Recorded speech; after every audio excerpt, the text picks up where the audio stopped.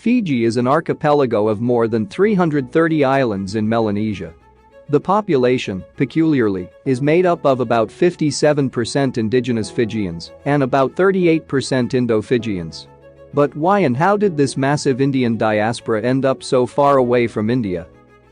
In the 17th and 18th centuries, the Dutch and the English made brief contact with the Fijian islands, with the major credit for the discovery and recording of the islands given to English Captain William Bligh, who sailed through Fiji in 1789. The first Europeans to live among the Fijians were shipwrecked sailors and runaway convicts from the Australian penal settlements. Sandalwood traders and Christian missionaries followed in the mid-19th century. The English had set up sugar plantations by the 1860s. Initially they used nearby islanders for labor, but it became virtually impossible to obtain labor of this kind after Fiji was ceded to the English, as the terms included preservation of the Fijian life. Hence the first governor of Fiji, Sir Arthur Gordon, turned his attention to Indian indentured or bonded labor, which had gained a good reputation in Trinidad, Mauritius, British Guiana, and Natal. Hence, on May 14, 1879, 498 of these indentured laborers landed on Fijian shores. The rapid expansion of the sugar industry ensured that Indian immigration would continue. Over the next 37 years, until 1916, more than 60,000 Indian emigrants were brought over to the colony. Under an agreement with the British Government of India, laborers were brought to Fiji by the British Government of Fiji for 5 years of compulsory work under penal sanctions. After this period, they were free to go back to India at their own expense, though at the end of another 5-year term, their passages were to be paid by the government. But there was no necessity for them to return to India at all, for the Englishmen saw the benefits of having a permanent labor population over the expensive repeated transport from India. By 1900, the Indian laborers were working not only in the central estate of Labasa, but also in the estates of Wilevu, Natabucola, Batinicama, Vuo, Nagigi, Naliba, Waiwai, Wabata, Vunavudu, Daku, and Laga Laga. This process continued until 1916, when further indenture was abolished. From the beginning, it was reinforced by chain migration, with migrants in Fiji sending for relatives in India. The working conditions in Fiji were harsh, with long working hours. Workers were made to cramp up in small rooms with little to no privacy. The living conditions were unsanitary, with thriving flies and mosquitoes. The laborers were whipped for even very minor mistakes.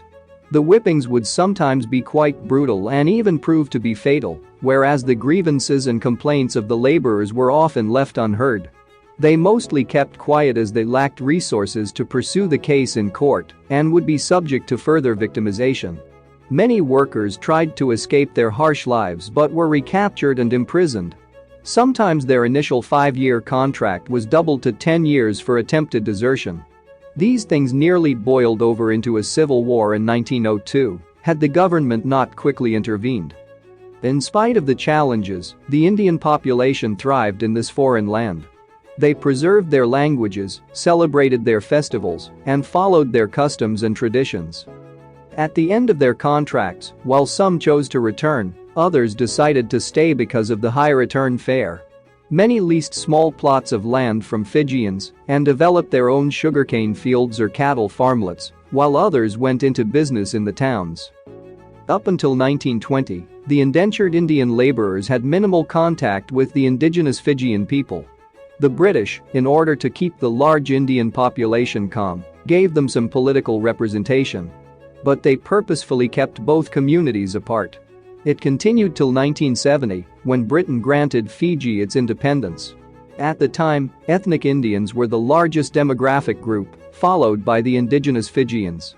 But in spite of that, the newly drafted constitution favored the indigenous people and ensured that the political power remained with them. 98% of the land, whether agricultural or residential, belonged to the indigenous people and was administered through the government's Native Land Trust Board, which continues to be the case even today. The Indo-Fijians could only lease the land.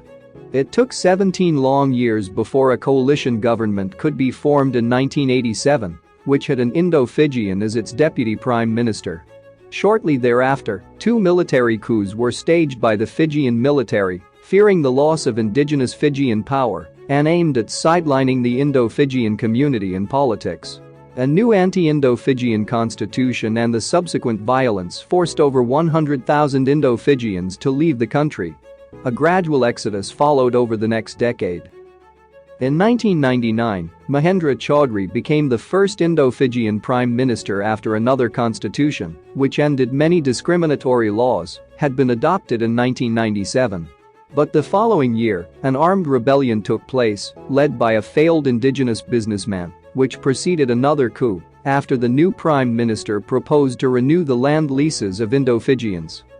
Because indigenous Fijians are majority Methodist Christians and Indo-Fijians are majority Hindus, religious differences often play a key role in ethnic struggles. The Methodist Church in Fiji played a significant role in politics, with its senior leaders supporting the coup of 2000 and the subsequent proposal to pardon those involved. Even the possibility of declaring Fiji a theocratic Christian state was proposed in the past.